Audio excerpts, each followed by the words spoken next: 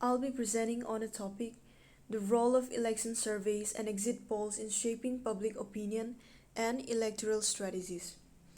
This is a crucial subject in comparative politics as it reflects how political behavior and public attitudes are influenced across different countries. To begin with, elections aren't just about casting votes, they're about understanding what people believe, expect, and want from their leaders. Election surveys and exit polls act like tools of communication between citizens and political actors. In this presentation, I'll explain how these tools shape public opinion and also guide political strategies with examples from different parts of the world. Types of election surveys. There are different kinds of surveys used during the election period. First, we have opinion polls, which are conducted before elections to know which party or candidate is leading. Then we have tracking polls. These are done continuously to follow how people's opinions change. Exit polls are conducted right after people vote, and post election surveys help us understand why people voted the way they did. Methodology behind polls. Now, for these polls to be effective, they need to follow proper methods. For example, the sample must represent the population well. Methods like random or stratified sampling are used. Every poll has a margin of error, meaning it can't be 100% exact. Also, how a question is asked really affects the answer. And of course, who funds the poll, media houses or private agencies, can affect its neutrality. Role in shaping public opinion. Polls do more than measure opinion, they shape it. For example, when people see that one party is leading, they may switch support. This is called the bandwagon effect. On the other hand, some might support the losing side. That's the underdog effect. Many undecided voters looked at polls before choosing. Polls also shaped how the media talks about the election, which then influences the society. Impacts on electoral strategies. For political parties, surveys are like maps.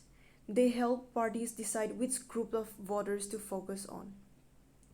If a poll shows people care about unemployment, the party will talk more about jobs. If a candidate is not doing well, parties might even replace them. So, in short, these polls help parties strategize in a very targeted and a smart way. Comparative examples. Let's compare across countries. In the US, polling is deeply integrated into campaign strategies. In India, even though the voter base is diverse, parties really rely heavily on polls to make decisions. In the UK, Brexit showed us how polls can sometimes fail. And in authoritarian countries, polls are often not reliable. They are more used to create fact legitimacy rather than reflect real opinions. Limitations and criticisms. There are criticisms too. Polls are not always accurate. Think of Trump's victory in 2016 or Brexit. Sometimes polls mislead voters or manipulate the mood of the nation. The media often sensationalizes poll data. Also, in some countries, polling is not regulated well, which creates ethical concerns.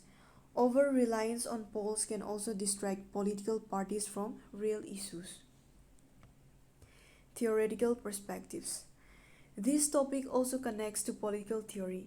From a behavioralist perspective, polls study voter psychology. Rational choice theory sees voters making calculated decisions, so parties also act strategically. Constructivists argue that polls don't just report facts, they shaped how we think about politics, and institutionalists looked at how the structure of laws and media affects polling.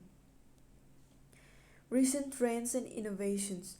With technology, polling has changed. Now, big data and artificial intelligence help predict voter behavior more accurately.